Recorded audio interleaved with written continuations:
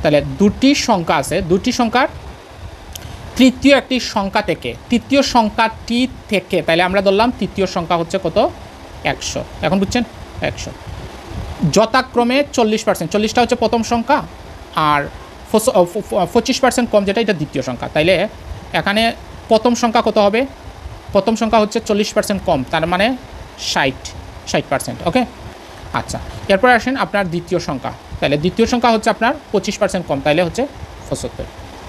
কথা বুঝছেন সবাই?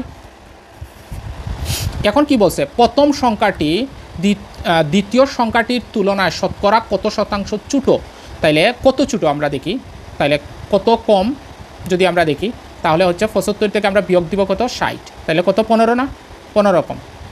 তাইলে র আছে কার সাথে, দ্বিতীয়টা, মানে দ্বিতীয়টা থেকে কত কম প্রথমটা বলেন 15 কম, তাহলে 75 কম কত 15, 100তে কম কত এত, তাহলে এইটা দিয়ে এটা করলাম ফার্স্ট, এটা দিয়ে এটা করলাম, তাহলে 20%। ক্লিয়ার হয়েছে?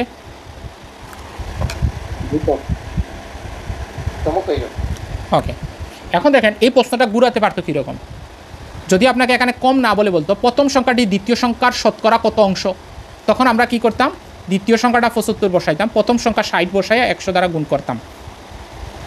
বুঝছেন সবাই? 75, 60 আর এখানে হচ্ছে 100। বুঝছেন বিষয়টা? দেখেন তো কম বেশি কত অংশ,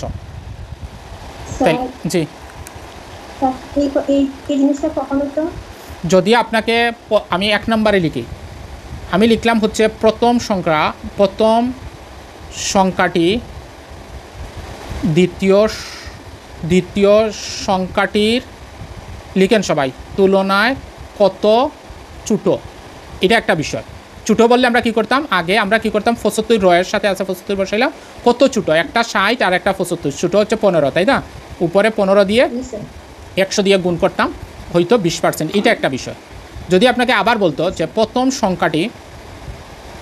সংখ্যাটি দ্বিতীয় সংখ্যাটির শতকরা কত অংশ, শতকরা কত, এটা যদি বলতো, তাইলে আমি কি করতাম, র আছে হচ্ছে দ্বিতীয় সংখ্যার সাথে, এটা বসাইতাম, প্রথম সংখ্যা কত 60 বসাইতাম, কারণ এখানে হ্রাস বৃদ্ধি কিচ্ছু বলে নাই, হ্রাস বৃদ্ধি থাকলে হ্রাস বৃদ্ধি বসাইতে হইতো, হ্রাস বৃদ্ধি বলে নাই, এই জন্য এটা বসাই নাই। এরপরে আমি 100% দ্বারা গুণ করে দিই। বুঝছেন? তাহলে 75-এ দ্বিতীয় সংখ্যা 75 হলে প্রথম সংখ্যা 60, তাহলে 100-তে কত?